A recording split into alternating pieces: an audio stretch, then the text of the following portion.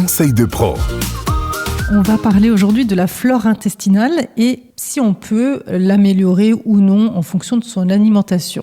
Alors déjà, ma première question, c'est quoi la flore intestinale ? C'est très vaste. Notre flore intestinale, c'est ce qui va composer notre microbiote. Le microbiote, c'est l'ensemble, on va dire, des bactéries, micro-organismes qu'on a dans l'intestin. Ce microbiote, il est fixé sur un mucus qui lui-même repose en fait sur les parois de notre intestin. On a à peu près l'équivalent de 2 kilos de microbiote dans les intestins. C'est énorme.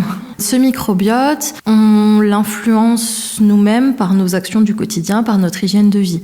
Le sommeil peut impacter le microbiote, l'activité physique, l'alimentation bien sûr, le stress, les pathologies. Il y a plein de choses en fait qui vont influencer la composition de notre microbiote. Et donc l'alimentation forcément aussi. L'alimentation, bien sûr, elle joue un rôle vraiment clé dans sa composition.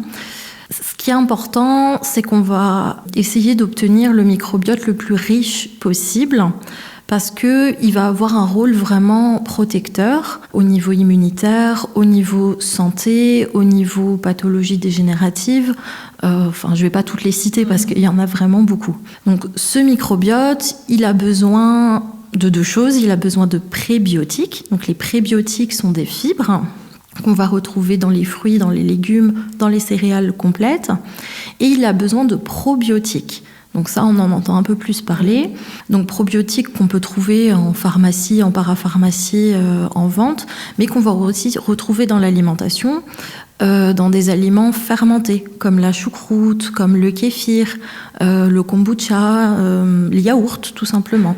Donc en variant l'alimentation, on enrichit notre microbiote et donc plus il est enrichi, plus il est efficace. C'est les défenses immunitaires du coup qui sont renforcées alors avec un bon microbiote. C'est une partie des défenses immunitaires effectivement.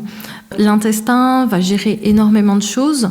Par contre, pour un bon microbiote, il faut un bon mucus aussi parce que on a beau avoir un magnifique microbiote, s'il n'arrive pas à s'accrocher sur le mucus, j'ai beau manger ce que je veux, ça marche pas. Donc on entretient et le mucus et le microbiote en même temps.